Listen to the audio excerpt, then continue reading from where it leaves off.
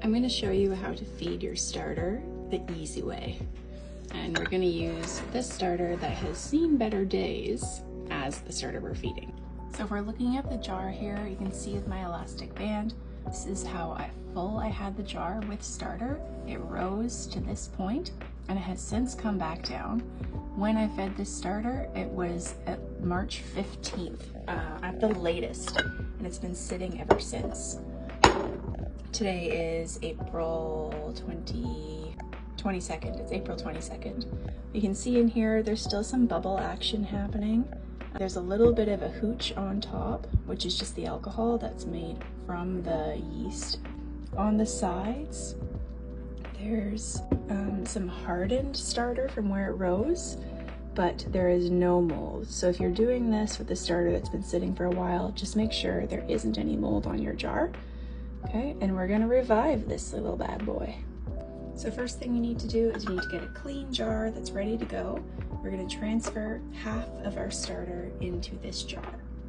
We're gonna scoop half of their starter into the new jar. If you want, you can give it a stir. I'll show you here. You can stir it just to get everything incorporated. If you want to pour some of the hooch off the top into the sink, you can. But I just have mixed it all in. And I'm going to pour it into the new jar.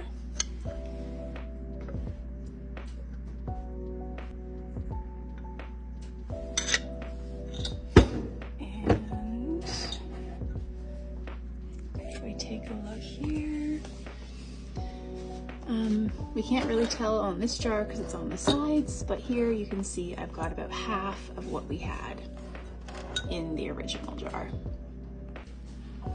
With this old starter now, what's left in here that you're not going to feed, you can either bake with this with a discard recipe, or you can put it in the fridge, or you can feed it and you'll have 2 starters.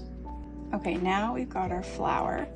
This scoop I just keep in here, it's a 1/4 cup, but we're not actually going to measure a 1/4 cup. What we're going to do is just see how much starter we have, add about the same or a little less in flour. So I'm gonna do 2, probably 1 more.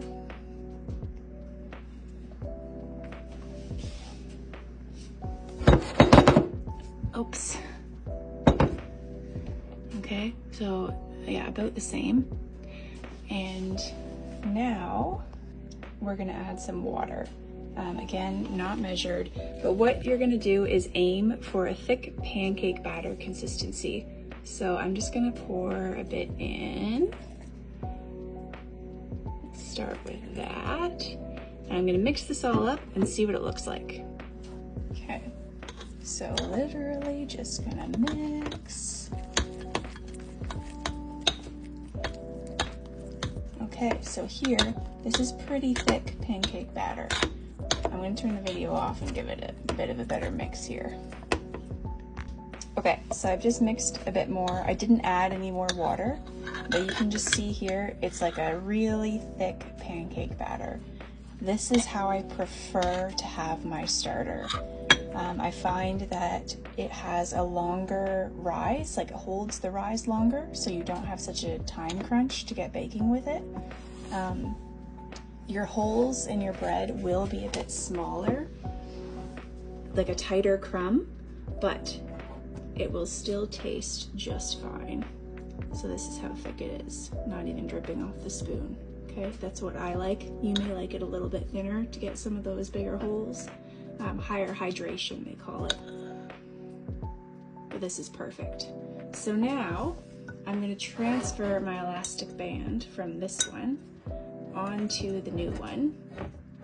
Mark where, I'm going to have to get a new band because I just put it right through the starter.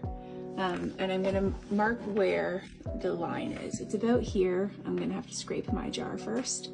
So let me just get that fixed up and I'll show you. All right, so we've got this one ready to go. The sides are not perfect. Don't worry, it will be fine. So we've marked where it is, and now I'll leave it to let it rise. Something I've found to be helpful to get your starter to rise faster is if you get one of those seedling heat mats, it'll actually keep your starter nice and toasty and get it to rise quickly. But we've also got the cook stove going, so I'm just going to sit it nearby and it'll be fine. Once your starter has risen and is ready to go, you can use it to create all kinds of beautiful creations, from soft sourdough buns, which are delicious, to classic bowls, all the different kinds, discard recipes like muffins, and of course soft sourdough sandwich bread, which is probably my favorite. But if you have any questions at all, just let me know, reach out in the comments. I'm happy to help. But hopefully this makes sourdough a little bit